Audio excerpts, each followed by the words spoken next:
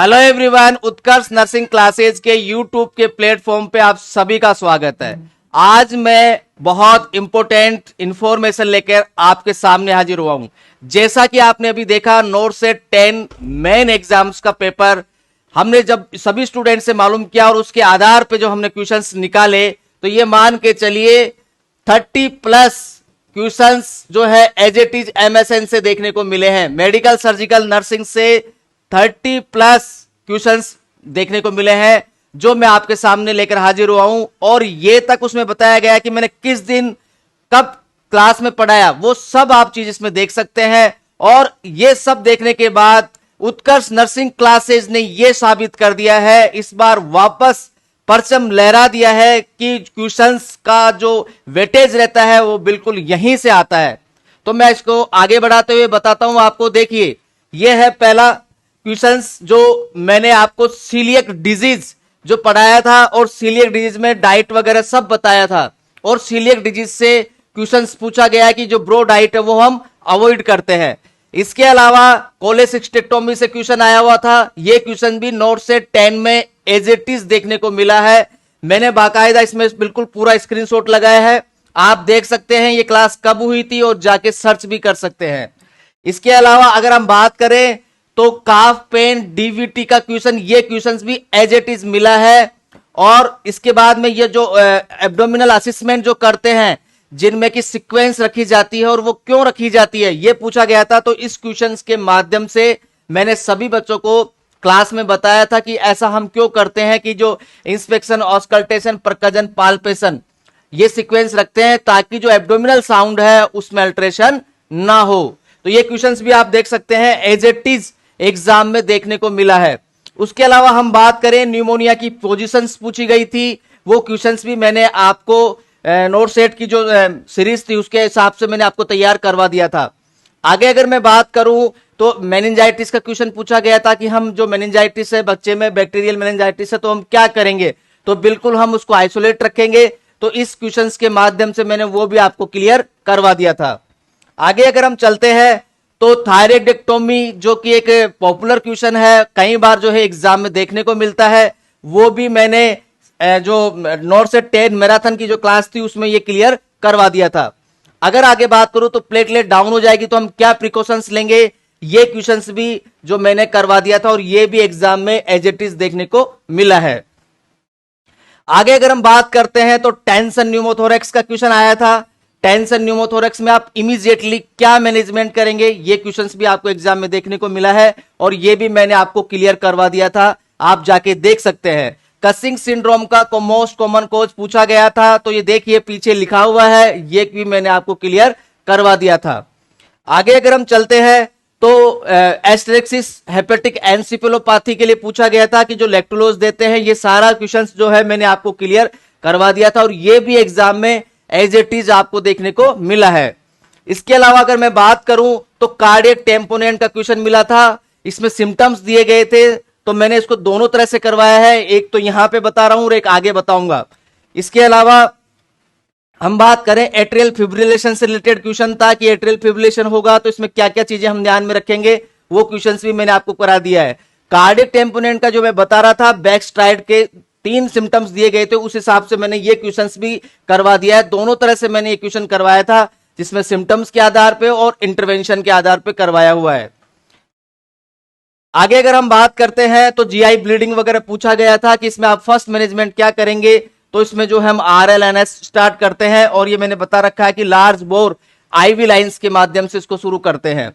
अगर हम आगे बात करते हैं तो माइक्सडीमा का क्वेश्चन आया हुआ था, माइक्सडीमा में सिम्टम्स दिए गए थे, माइक्सडीमा कोमा के, और मैनेजमेंट पूछा गया था, तो मैंने इसको भी दोनों तरह से करवाया है। यहां पे सिम्टम्स बताए हैं, कॉम्प्लिकेशंस बताए हैं। आगे अगर हम बात करें तो सीन स्ट्रोक रेस्पिरेशन जो कि पूछा गया क्वेश्चन है एग्जाम में, वो भी आपको एज इट इज देखने को मिला है। आगे अगर हम बात करें तो पार्किंसंस डिजीज किसकी कमी से होती है, तो ये क्वेश्चंस भी आपको एज इट इज एग्जाम में देखने को मिला है कि ये डोपामिन की डेफिशिएंसी से होता है। अगर मैं आगे क्वेश्चन की बात करूं तो ट्यूमर लाइसिस सिंड्रोम जो कि एज इट इज एग्जाम में आपको क्वेश्चंस देखने को मिला है, वो भी मैंने जो नोट से 10 मैराथन क्लास में करवा दिया था, आप जाके चेक कर सकते हैं। कंपार्टमेंट सिंड्रोम से क्वेश्चन आया था, सिम्टम्स दिए गए थे, हम क्या क्या मैनेजमेंट करेंगे, इस तरह से ये क्वेश्चन आया था, वो भी मैंने आपको क्लियर करवा दिया था।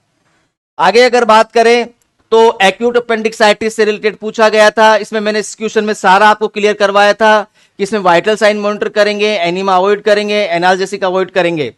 आगे अगर हम बात करें तो ये कार्डियक टेम्पोनेंट को भी मैंने पिछला क्वेश्चन था उसके हिसाब से मैंने क्लियर करवा दिया है। अगर आगे चलते हैं तो एपिग्लोटाइटिस के ट्राइड्स पूछे गए थे, वो भी मैंने इस क्वेश्चन के माध्यम से आपको क्लियर करवा दिया था। आगे बात करें माइक्सडीमा कोमा की, तो मैं बता रहा था उसमें सिम्टम्स के माध्यम से मैंने करवाया था, यहां मैनेजमेंट के माध्यम से इसमें एयरवे मैनेजमेंट करेंगे और जो थायराइड मेडिकेशन है उसको इंसर्ट करेंगे, ये भी मैंने इस क्वेश्चन के माध्यम से आपको करवा दिया था। आगे बात करें तो कोरोनरी एंजियोप्लास्टी की बात करेंगे या कार्डियक कैथेटराइजेशन में अगर हेमोरेज हो रहा है तो उसको किस तरह से मॉनिटर करेंगे, तो बिल्कुल मैंने बताया था कि जो पेडल पल्स है या डिस्टल पल्स है उसको हम मॉनिटर करते हैं। आगे अगर हम बात करते हैं तो वही जो निमोनिया है उसमें पोजीशन पूछी गई थी, तो वो भी मैंने इस क्वेश्चन के माध्यम से भी आपको क्लियर करवा दिया था। आगे अगर चलते हैं तो बिल्कुल ये क्वेश्चंस भी एग्जाम में देखने को मिला है कि जो क्लाइंट्स आई है उसमें आप जो आई की जो टेक्निक होगी मेडिकेशन इंसर्ट की वो क्या होगी और क्यों होगी, तो वो मैंने आपको बता दिया था कि अवे फ्रॉम द इंदरकेंथेसिस, ताकि जो है इंफेक्शन ना हो। इसके अलावा अगर आगे बात करूं तो मैं कंपार्टमेंट सिंड्रोम, बिल्कुल ये मैंने मैनेजमेंट के आधार पर भी इसको क्लियर करवा दिया है। इसके अलावा अगर हम बात करते हैं तो नेफ्रोटिक सिंड्रोम का क्वेश्चन पूछा गया था। नेफ्रोटिक सिंड्रोम में हम क्या जो है ध्यान रखेंगे अगर किसी बच्चे में होता है, तो वो भी मैंने सारा इस क्वेश्चन के माध्यम से क्लियर करवा दिया था। आगे बात करें तो वेबर रिने टेस्ट के लिए पूछा गया था, तो ये भी मैंने इस क्वेश्चन के माध्यम से आपको क्लियर करवा दिया था। आगे बात करते हैं तो बिल्कुल लॉग रॉग टेक्निक पूछी गई थी कि आप जो स्पाइनल इंजरी ना हो, आगे उसको फर्दर बढ़े ना, तो उसमें हम क्या पोजीशन देंगे, क्या टेक्निक्स यूज करेंगे, तो ये क्वेश्चंस भी मैंने आपको क्लियर करवा दिया था। इसके अलावा जो रीनल बायोप्सी में हम क्या मॉनिटर करते हैं, तो बिल्कुल हम हेमोरेज मॉनिटर करते हैं, इसके लिए हम पीटी टाइम को मॉनिटर करते हैं, ये सारा भी मैंने आपको क्लियर करवा दिया था।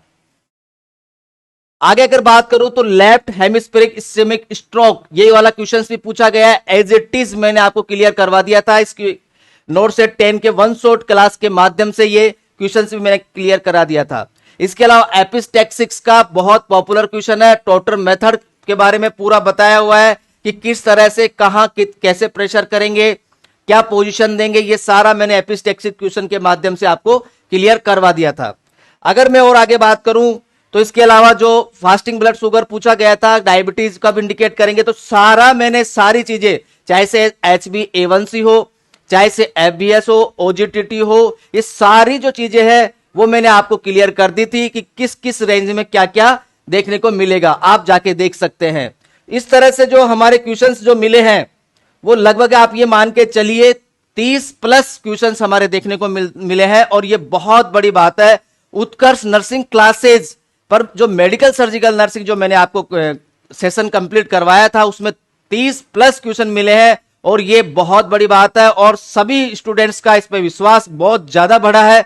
और मैं फिर कह रहा हूं, इस बार वापस उत्कर्ष नर्सिंग क्लासेज ने परचम लहरा दिया है, और अपनी तैयारी को आप और एडवांस बनाने के लिए उत्कर्ष नर्सिंग क्लासेज के ऐप के साथ जुड़ सकते हैं और अपनी तैयारी को आगे बढ़ा सकते हैं। Thank you.